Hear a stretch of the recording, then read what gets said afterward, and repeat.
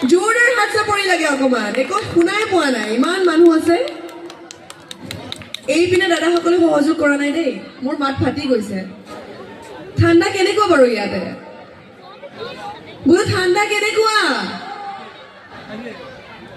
বেয়া পাইছে নেকি মই অহাৰ কাৰণে একদম মাত বোল নাই যে সেইটো কাৰণে ইমান টাইম বহি আছিলে তলত মোৰ এনেকুৱা লাগিছে আপোনালোকে মোক বেয়া পাইছে অহাৰ কাৰণে বেয়া পাইছে নেকি বাৰু পাইছে ন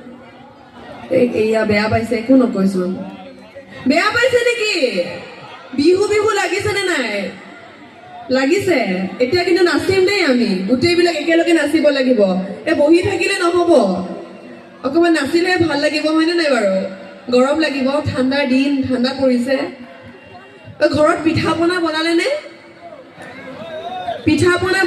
নাই নাই দেই বেয়া পাইছো দেই ধুবুৰীবাসী ৰাইজক বেয়া পাইছো একেবাৰে মাত বোল নাই যে কি হ'ল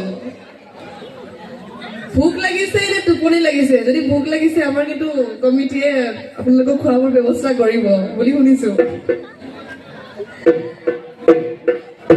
ঠিক আছে বাৰু খন্তেক সময় পিছতে আপোনালোকৰ সন্মুখত আগবঢ়াই দিম অসমৰ জনপ্ৰিয় কণ্ঠশিল্পী নিহাৰ কাশ্যপৰ গীতৰ শৰাই